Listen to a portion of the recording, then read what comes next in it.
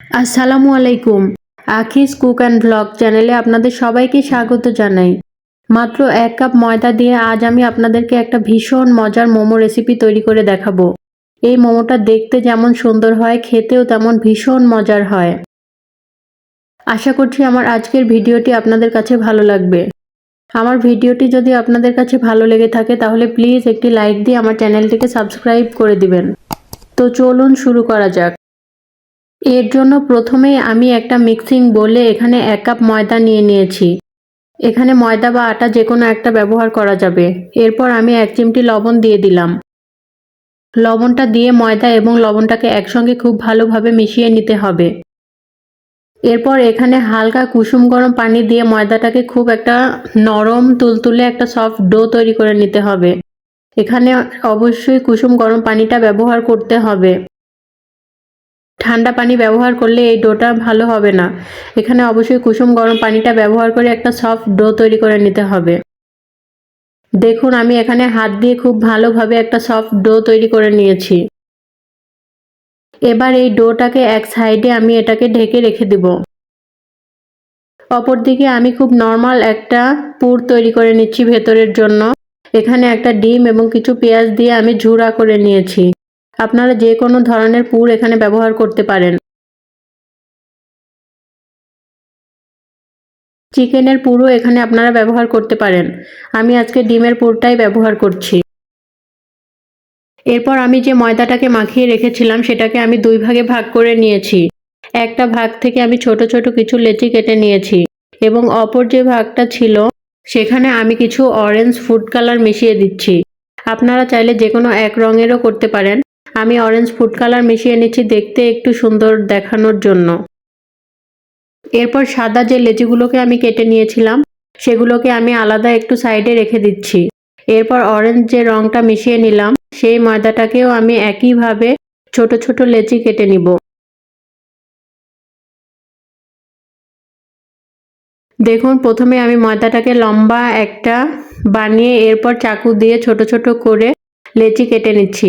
লেচিগুলোকে হাতের সাহায্যে ছোট ছোট বল আকারে বানিয়ে নিচ্ছি। এতে আমার প্রতিটা মোমো বানানো অনেক সুবিধা হবে। আপনারা চাইলে বড় একটা রুটি বানিয়েও ছোট ছোট গোল গোল সাইজে কেটে নিতে পারেন। কিন্তু আমি প্রতিটা মোমোর জন্য আলাদা আলাদা রুটি বানাবো, তাই ছোট ছোট লেচি কেটে নিচ্ছি।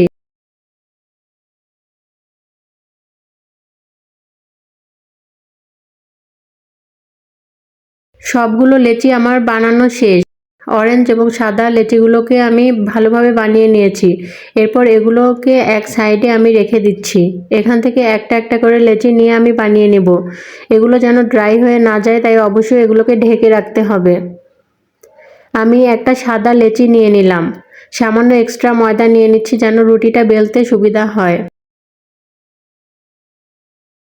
এখানে যত সম্ভব পাতলা করে রুটি বেলে নিতে হবে। মোটা রুটি বেললে এই ডিজাইনটা সুন্দর হবে না। আমি যত সম্ভব পাতলা একটা রুটি বেলে নিচ্ছি।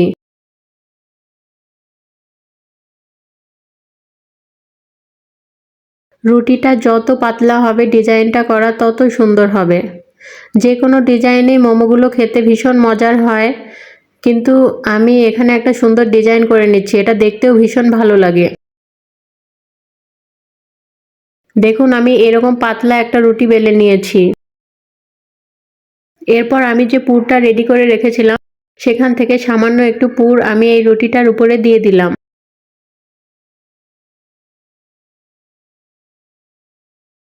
এবার রুটির এক সাইড থেকে আমি ভাঁজ করে দেব। আমার মনে হচ্ছিল পুরটা একটু কম হয়েছে, আমি আরও একটু পুর এখানে দিয়ে দিলাম।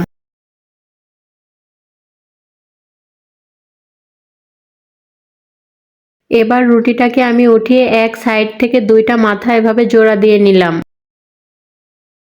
এভাবে দেখুন, এটা দেখে বুঝে নিতে হবে, মুখে বলে এটা বোঝানো যাবে না, দেখে বুঝে নিতে হবে।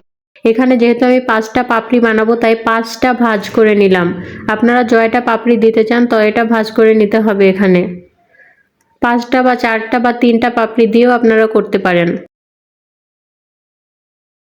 দেখুন 5টা এভাবে ভাঁজ করে নেওয়ার পর প্রতিটার মুখ আমি ভালো করে সিল করে দিচ্ছি। এটার 4-5টাতে অল্প একটু পানি লাগিয়ে নিলে মুখটা ভালোভাবে সিল করা যায়। আমি প্রথম মোমোটা বানানোর সময় পানি দেইনি, যার কারণে এটার মুখটা সিল করতে আমার একটু কষ্ট হচ্ছিল। এরপর এর ডিজাইনটা ভালোভাবে লক্ষ্য করুন। আমি হাত দিয়ে এভাবে ভাঁজ কেটে কেটে এটার মাথাটা এভাবে ঘুরিয়ে পরের পাতাটার সাথে জোড়া দিয়ে দিচ্ছি। এভাবে আমি আবার ভাঁজ কেটে কেটে পরেরটার সাথে জোড়া দিয়ে দিচ্ছি। এটা পুরোটাই দেখে বুঝে নিতে হবে।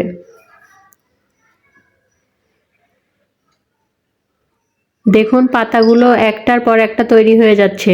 দেখতে ভীষণ ভালো লাগে এটা, একদম ফুলের মতো। দেখুন তৈরি হয়ে গেল আমার একটি মোমো। দেখতে কি দারুণ লাগছে, তাই না? মোমোগুলো খাওয়ার চাইতে দেখতে বেশি ভালো লাগে। আমি এবার অরেঞ্জ কালার একটা সেমভাবে রুটি বানিয়ে নিলাম। এরপর এক সাইডটা আমি এভাবে ভাঁজ করে নিচ্ছি। আমি অরেঞ্জ কালার এটা দিয়ে 5টা পাপড়ি দেব না, আমি 4টা পাপড়ি দেব। 4টা পাপড়ি দিয়ে আমার মনে হচ্ছিল মোমোটা দেখতে বেশি সুন্দর লাগছে। দেখুন আমি 4 সাইড থেকে এভাবে মুখগুলো দুই পাশে জোড়া দিয়ে আটকে দিচ্ছি।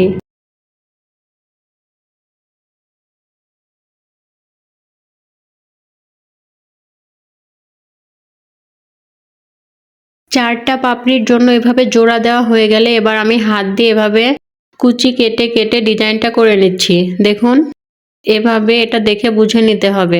এভাবে আমি কুচি করে পরেরটার সাথে জোড়া দিয়ে দিচ্ছি। ডিজাইনটা করা খুব একটা কঠিন না, কিন্তু এটা দেখতে ভীষণ ভালো লাগে। যে কাউকে এটা করে খাওয়ালে তারা দেখে অনেকটা অবাক হবে যেটা কিভাবে বানানো হলো।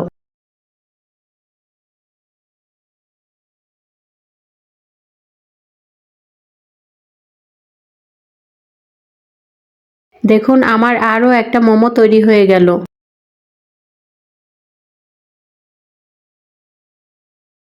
এভাবে আমি প্রতিটা মোমো এবার বানিয়ে নিব। দেখুন আমার এতগুলো মোমো বানানো হয়েছে। আমার পুর শেষ হয়ে যাওয়ার কারণে বাকি ডোগুলো দিয়ে আমি এভাবে পাতা বানিয়ে নিয়েছি। মোমোগুলো দেখতে এত ভালো লাগছিল, মনে হচ্ছিল এটা ডাইনিং টেবিলে সাজিয়ে রাখি। খাওয়ার চাইতে এই মোমোগুলো দেখতে অনেক বেশি সুন্দর। আমার বাকি ডোগুলো দিয়ে দেখুন আমি চাকু দিয়ে এভাবে কেটে কেটে পাতার শেপে কেটে নিয়েছি। এটা ডেকোরেশনের কাজে ভালো হবে। আমার আর পুর ছিল না, যার কারণে আমি এই 4টা লেচি থেকে এভাবে পাতার শেপে কেটে নিয়েছি। এবার আমি সামান্য ধনেপাতা কুচি প্রতিটা ফুলের মাঝখানে দিয়ে দিচ্ছি। এতে ফুলগুলো দেখতে যেমন সুন্দর হবে এবং আলাদা একটা ফ্লেভার অ্যাড হবে। এতে খেতেও ভালো লাগবে।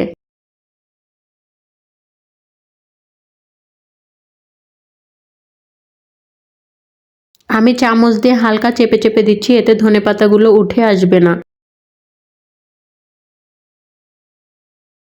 দেখুন দেখতে কি সুন্দর লাগছে, তাই না? এবার মোমোগুলোকে আমি ফ্রাই করে নেব। এই মোমোগুলো ভাপে দেওয়ার চাইতে হালকা ফ্রাই করে নিলে বেশি মজা হয়। এর জন্য আমি সামান্য পরিমাণ তেল একটা প্যানে দিয়ে দিলাম। দিয়ে আমি প্যানের পুরোটা জায়গা ছড়িয়ে নিচ্ছি তেল দিয়ে, যেন মোমোগুলো নিচে কোনোভাবে আটকে না যায়। এখানে খুব বেশি তেল দেওয়ার প্রয়োজন নেই। সামান্য 1 টেবিল চামচ বা তারও কম তেল ব্যবহার করলেই হবে, যাতে মোমোর নিচটা একটু ক্রিস্পি হয়। এরপর আমি সবগুলো মোমোকে খুব ভালোভাবে এই তেলের উপরে সাজিয়ে দিচ্ছি। আমার সবগুলো মোমো সাজিয়ে দেওয়া হয়ে গেলে এবার আমি এখানে চুলাটা জ্বালিয়ে দিচ্ছি। চুলা জ্বালিয়ে দেওয়ার পরে এখানে আমি এর চারপাশ দিয়ে 1/2 কাপ পানি দিয়ে দিচ্ছি। এতে মোমোগুলো স্টিম হয়ে যাবে। 1/2 কাপ পানি দিয়ে এটাকে আমি ঢাকা দিয়ে ঘড়ি ধরে 10 মিনিট এটাকে রান্না করে নেব। 10 মিনিট পর আমি ঢাকনাটাকে সরিয়ে নিচ্ছি। দেখুন এটা সুন্দর মতো স্টিম হয়ে গিয়েছে এবং সম্পূর্ণ পানিটা শুকিয়ে শুধু যে তেলটা দিয়েছিলাম সেটা রয়ে গিয়েছে। এবার এই তেলের সাথে মোমোগুলোকে একটু ঝাঁকিয়ে খুব ভালোভাবে কিছু সময় ফ্রাই করে নিব। খুব বেশি সময় ফ্রাই করে নেওয়ার প্রয়োজন নেই। 1 থেকে 1.5 মিনিট এটা ফ্রাই করে নিলেই হবে। এতে মোমোর নিচের দিকে একটু ক্রিস্পি ভাব আসবে এবং খাওয়ার সময় এটা খুবই বেশি ভালো লাগে। শুধু এভাবে ফ্রাই করে নিলে, স্টিম না করে, মোমোর স্বাদ অন্তত 10 গুণ বেড়ে যায়। আমি সবসময় মোমোটা এভাবেই বানিয়ে থাকি। আপনারা একবার হলেও এভাবে বাসায় বানিয়ে দেখতে পারেন। খেতে এটার টেস্ট নর্মাল মোমোর চাইতে 10 গুণ বেশি হয়ে থাকে।